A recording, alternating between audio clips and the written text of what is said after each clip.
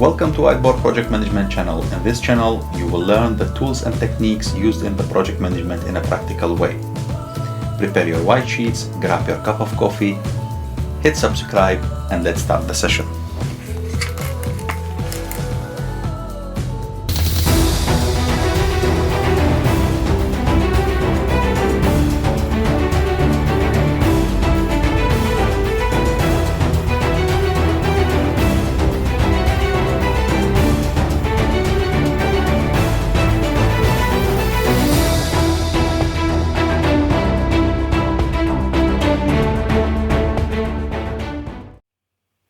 In this episode, we will discuss briefly about the project design documents stages in the EPC projects. Let's make a simple timeline on the whiteboard and hit there the key milestones of the project, and let's see the design documents in each stage. In each project, we have the start and we have the finish. So the timeline of the project goes until it's finished.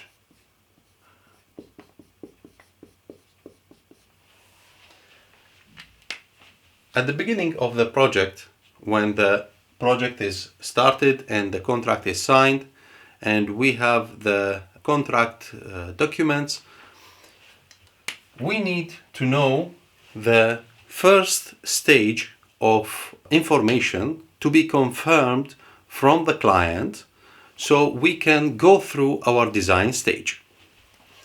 Means if we are going to talk about EPC, which is the engineering, procurement and construction, so we have 3 stages. Let me highlight here. This is the engineering, then we have also the procurement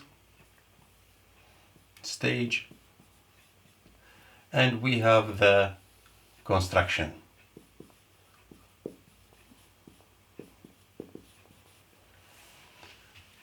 Let's talk first for the engineering stage. During the engineering stage, we have to start with the very beginning information which we got from the contract. So we have the contract with its attachments. This is as an input document which we need to create the first basic information. The basic documents which we need to submit to the client means we need to have the first stage, which is the basic design engineering package. The BDEP, which is the basic basic design engineering documents, needs the contract attachments, and also the engineering team needs some questions to be confirmed from the client. So the engineering team issue a document called BEDQ, which is the Basic Engineering Design Questionnaire. Okay, this is the Basic Engineering Design Questionnaire. I hope that it can be read here. Okay, so we have the Basic Engineering Design questionnaire sent to the client.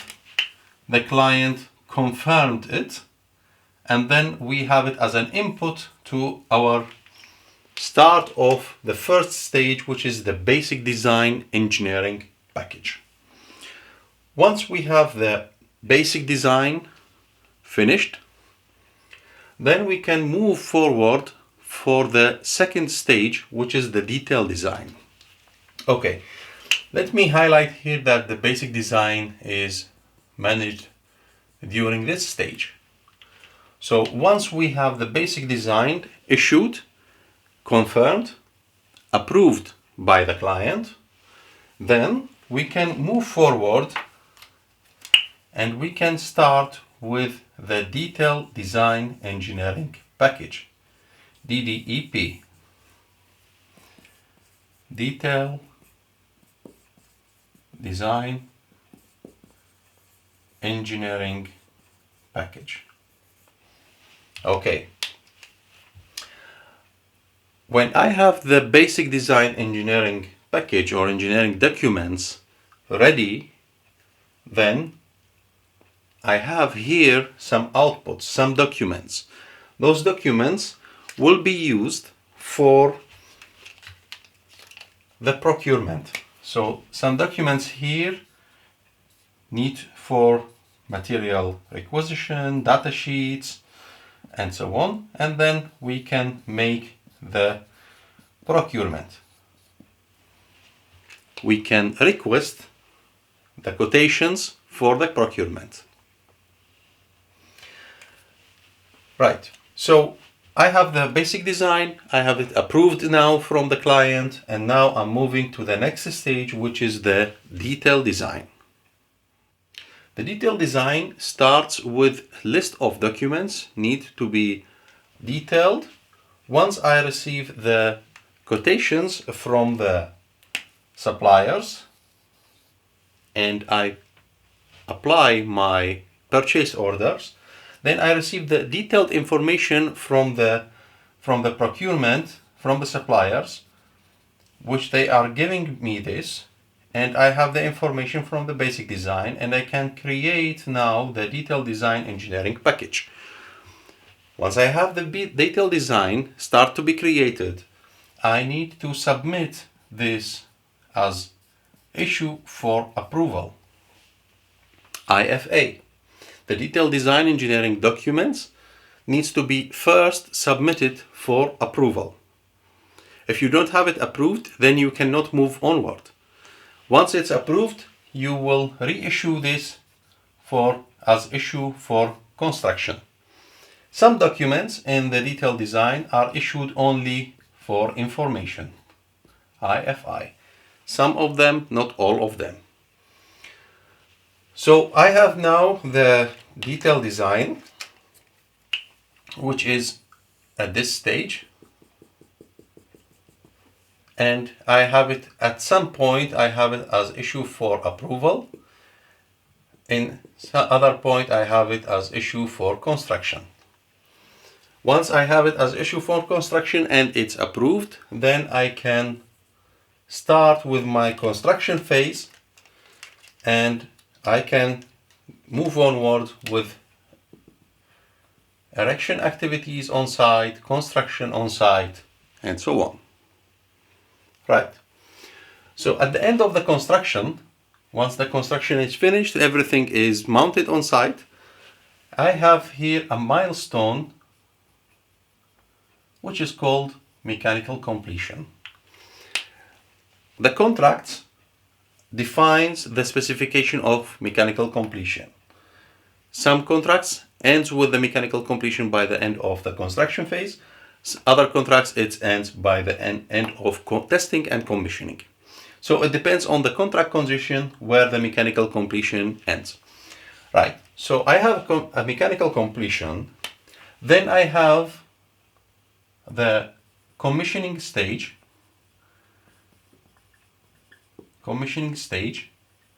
where I have the individual tests, I have the combined tests, and everything to make it ready that I am ready to start up. Means at the end of commissioning stage, I have a milestone here, which is startup. Once it's finished, then I have here the trial run, and then I have the handover, and then I have the guarantee period. Okay, why I had just mentioned those milestones? Because we have some documents here to be mentioned. The documents are, once it's construction is finished, the mechanical completion is here, then I have the same documents which are issued for construction here to be issued as red ink revision. Sometimes they call it a red mark. Okay, so we have here the red ink revision, the first red ink revision to be submitted. Once I have, during the commissioning team must have the red ink, the first issue from the construction team. If there was any variations, any changes during the construction, it should be all registered in the red ink. Right, so the commissioning team have some comments. They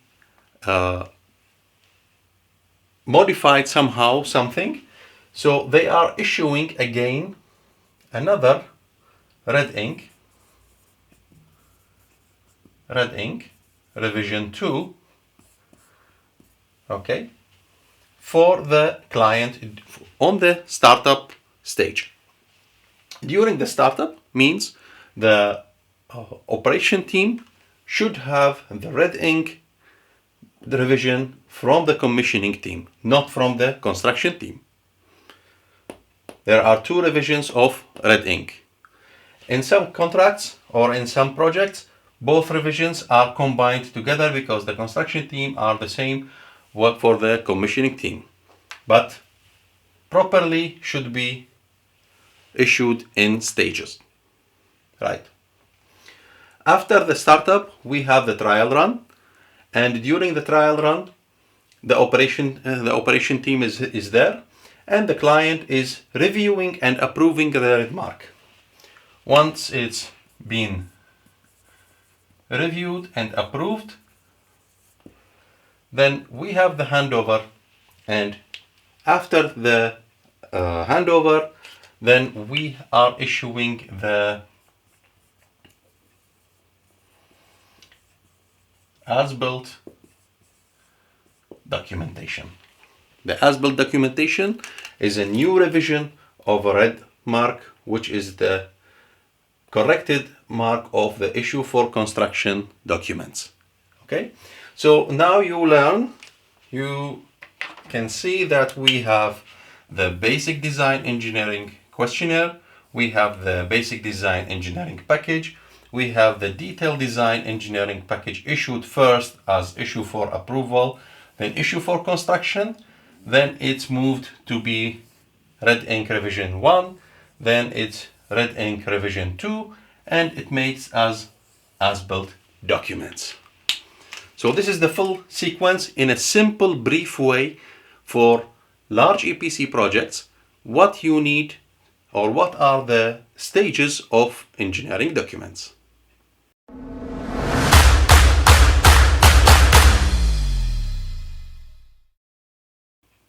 You may ask now, how shall I know what are the contents of basic design, what are the contents of detailed design, what are the contents of the red mark and the as-built? Let me explain to you simple table which you need to know as a project manager. You need to have this table under control from the very beginning of the project, so you will know everything from the start to end and you can track all the stages. At the beginning of the project, you need to create a document called MDL. MDL is the shortcut of Master Documents List. The Master Document List contains of all the list of deliverables or list of documents. So it's a list of delivered documents of the project. So you will start mentioning here the list of documents required. The list of documents will be given to you from your engineering team, from your chief project engineer. He will be responsible for setting the list of those documents. because this list of documents includes the electrical documents, process documents, mechanical documents, civil documents, DCS documents, INC documents, firefighting documents, safety documents, process, and others. So those includes all the documents required for the project. Maybe at the beginning you cannot define all those documents, but you can define at least most of them. During the project execution, you can modify and start, add and delete. This document is important to you to be reviewed during the project review meeting. So you have the list of documents. Here are the list of documents. This is the number 1, 2, 3, and so on. And here you have just simply